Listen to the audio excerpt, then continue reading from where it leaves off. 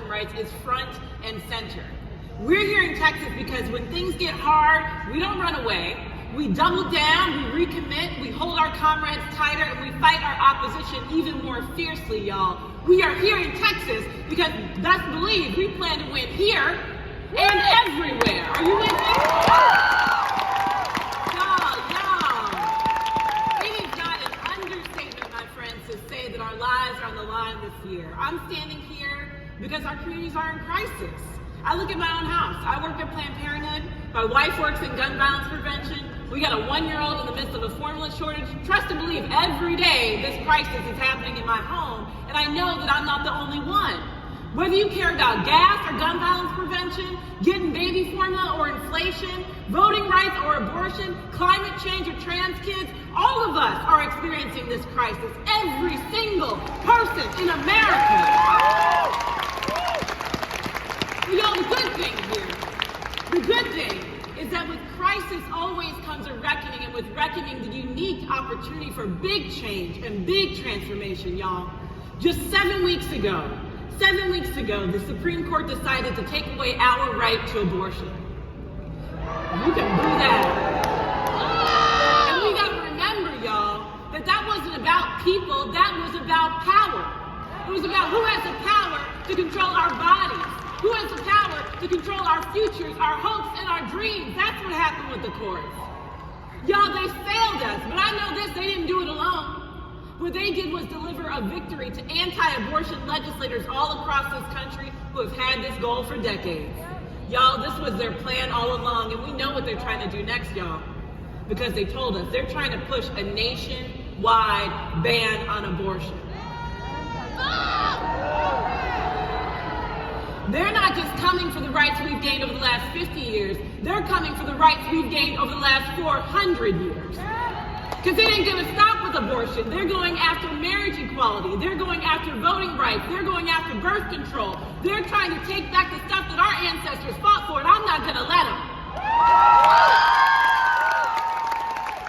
Y'all, we didn't get these rights that we have by accident. Generations of people put their bodies on the line, their lives on the line. They fought and they marched in the streets. My mentors have reminded me that we didn't get to breakthroughs in the HIV/AIDS crisis without ACT UP. Y'all, my mentors have reminded me that we didn't get to the Civil Rights Act without going through Selma. Y'all, I'm saying that because now it is our turn to be a part of this legacy of freedom fighting. And yes, the moment that we're in is hard. The moment that we're in is challenging. But hope is not lost, because hope is a discipline that lives within us. Hope is part of our DNA, y'all. Hope is what we get up believing and dreaming in every single morning. And it's rooms like this that we come to restore that hope, to get ready for the big fights ahead, y'all. Is that why you came here today? I know that's the truth. I know that somebody came here today because you're ready to give everything that you can, every day that you can, in every way that you can, to fight for change. Is that you? Y'all, I know somebody came here today to proclaim adamantly and defiantly that we won't go back. Y'all, I know somebody came here today because you know in your heart and in your soul that we will win, y'all. We will win. So, I'm inspired to be here because I've seen what happens in rooms like this before. Y'all, we gotta remember that it was in 1848 in Seneca Falls, right, New York, in a room like this. Yeah, the very first women's convention where folks came together and talked about how we were gonna get voting rights for women. It was in a church basement with a group of people not unlike us that came together to develop SNCC, the Student Nonviolent Coordinating Committee. That's where they got that work started. Y'all, it was a room like this in Arizona where the Dreamer movement began. I'm bringing that up, y'all, because there is no end to the possibility of what can happen in rooms like this when people like us come together and say, enough.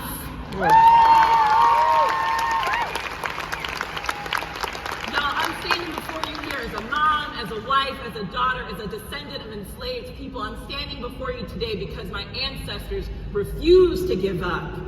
That's the work that we are carrying on here. So look, we may not be all the way free, but don't tell me that progress isn't possible, because our people specialize in the impossible. Okay? Yes.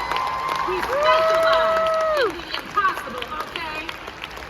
Because I gotta tell you, when I looked at 2020, Georgia showed me what was possible when they said President Warnock and got us to the United States Senate. When I look at what's possible, Kansas showed me what is possible, y'all. And they rejected that threat to our rights and our freedoms, y'all. Y'all, Michigan has shown me what is possible, as they have a proactive ballot on the measure to fight for more access than Roe ever provided, y'all. Good people, Justice Ketanji Brown Jackson and Kamala Harris, they showed me. So good people, they're not ready.